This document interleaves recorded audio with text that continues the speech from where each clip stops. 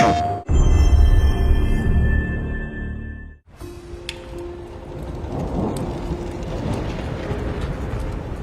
quite the storm we're having.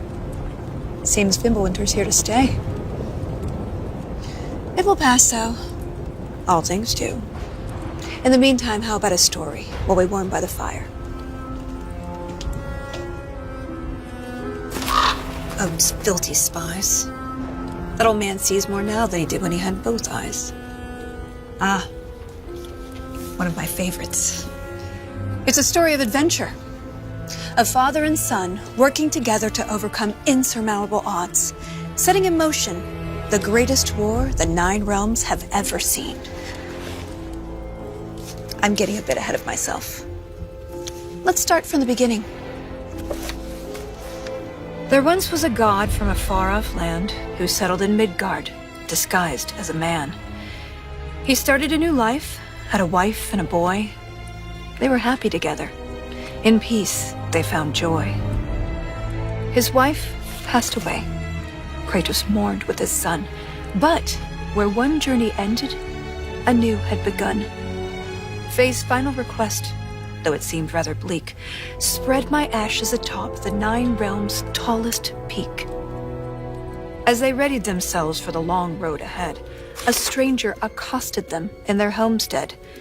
Baldur sought answers as Odin's hand. Kratos gave none to the Aesir firebrand. They made way for the mountains. Kratos taught the boy skills, keeping godhood a secret but training to kill. Gods were always in danger, this Kratos knew, but secrets, he'd learn, could harm the boy too.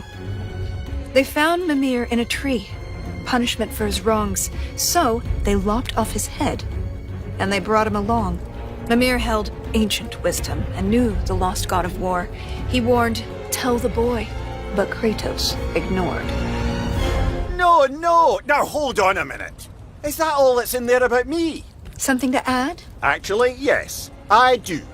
You see, Odin, in all of his dreadfully paranoid wisdom, trapped me in that bloody tree for perceived wrongs, and I led quite the colourful life before even meeting him. It all started when I was just a lad in the service of a great fairy king. Riveting stuff, really. We'll have to get back to that later. No, don't turn the page. I wasn't finished. If Mimir were telling the story, we'd be here all day. Anyways, they met Freya, masquerading as a witch in the woods. A god knows a god. She would aid where she could. She cautioned, "You must tell your son he's divine." But Kratos dismissed her.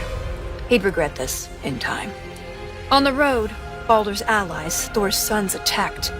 Something snapped in Atreus as he tried to fight back. The Aesir lost the battle, but Atreus fell too. Kratos rushed him to Freya. She would know what to do.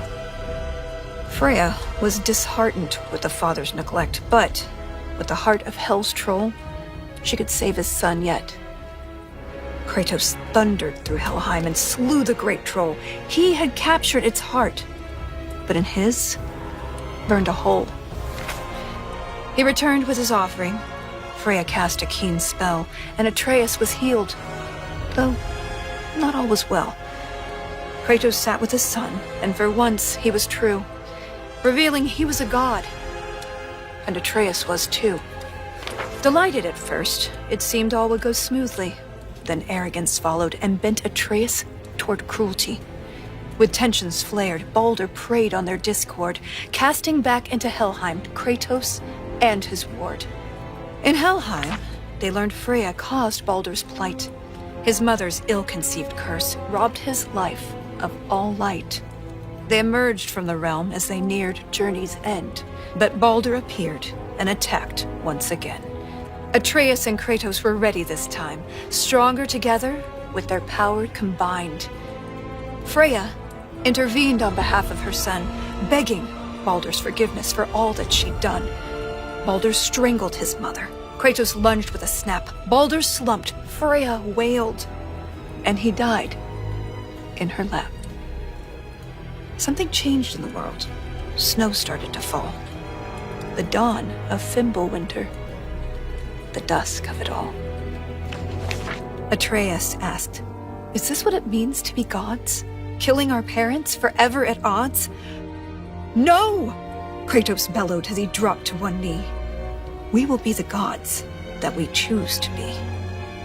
Finally, together, they reached the Great Peak, finding Jotunheim's temple, the giants' retreat. A prophetic mural showed the life they had led. The boy's mother was giant, they learned as they read. Atreus walked to the cliffside. Kratos eyed the wall slowly. Beneath the boy's picture, a name was etched. Loki. They scattered her ashes and watched as they lifted. Over rolling red hills, the wind danced, and it drifted. Standing side by side, feeling hopeful and new, the boy was at peace. And the father was too. With their promise fulfilled, they returned to their home. They trained day after day, lest they'd reap what they'd sown. Atreus grew restless. Wary, Kratos remained.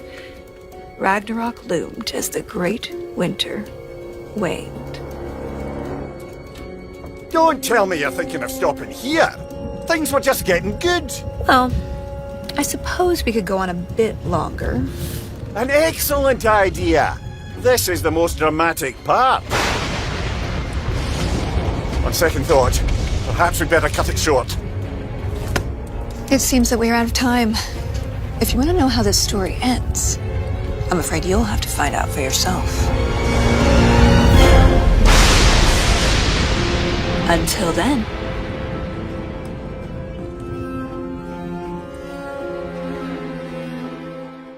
PlayStation